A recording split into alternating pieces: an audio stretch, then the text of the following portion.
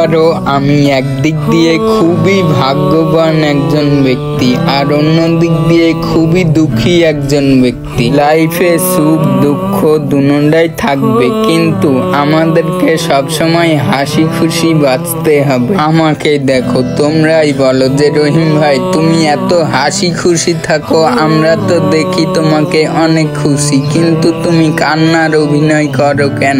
একটা কথা কি জানো, কাউকে কখনো তোমার বুক ছিঁড়ে দেখাতে পারবা না। যদি দেখানো যেত আমি তোমাদেরকে দেখাইতাম। এই যে কথাগুলো বলছি না, আমার চোখ বেয়ে কান্না আসছে, কিন্তু কাঁদতে পারি না, কারণ আমি যদি কাঁদি ওই মানুষটা আমার জন্য কেঁদে ফেলবে। আমি চাই না আমার জন্য ওই মানুষটা কষ্ট পাক। মানুষটা জীবনে অনেক বেশি পরিশ্রম করেছে এন্ড এখনো করেই যাচ্ছে। আজকে আমরা চলে যাচ্ছি, আমার দাদুর কিছু ধান ছিল, তো ধানগুলো বানানোর জন্য। তো আমি এখানে গিয়ে চাউল দেখছিলাম, চাউল কেমন হচ্ছে। কারেন্ট না থাকার ফলে আমরা বাইরে গেলাম, আর বাইরে গিয়ে একটু ঘোরাঘুরি করে আসলাম। তো আমার বড় ভাই কিন্তু আমার মাথার বটগাছের আর একটা ছায়া। বড় ভাই আর আমি একটু ঘোরাঘুরি করতে গেলাম, তো বাইরে অনেক বাতাস ছিল, এর জন্য আমরা বসেছিলাম।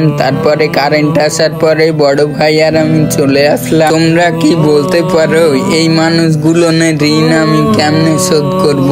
এই যে মানুষগুলো আমাকে এত বেশি সাপোর্ট ভালোবাসা দিচ্ছেন।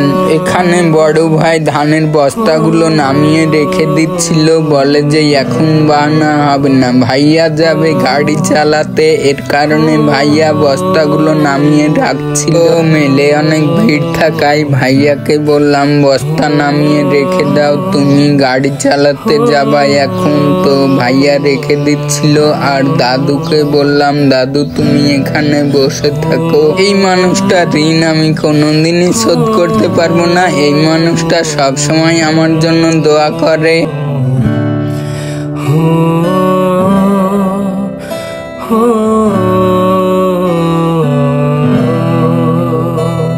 আসলে একটা বস্তা নামাতে যে কতখানি পরিশ্রম লাগে সে শুধু একমাত্র গরিবেরাই বুঝতে পারে। তো এখানে কারেন্ট আসার পর আরো অন্যদের ধানগুলো বাহান ছিল, আর এই মেলে কিন্তু চাল অনেক ফ্রেশ হচ্ছে। তো এখানে আমি দাদার সঙ্গে একটু মজা করছিলাম। আমার দাদার সেই ছোটকালকার টুপি সেই এখনো ব্যবহার করছে। তো আমি আর বড় ভাই আমরা মিলে চলে আসলাম মুড়ে, আর মুড়ে এসে ভাইয়ারা আড্ডা দিচ্ছে।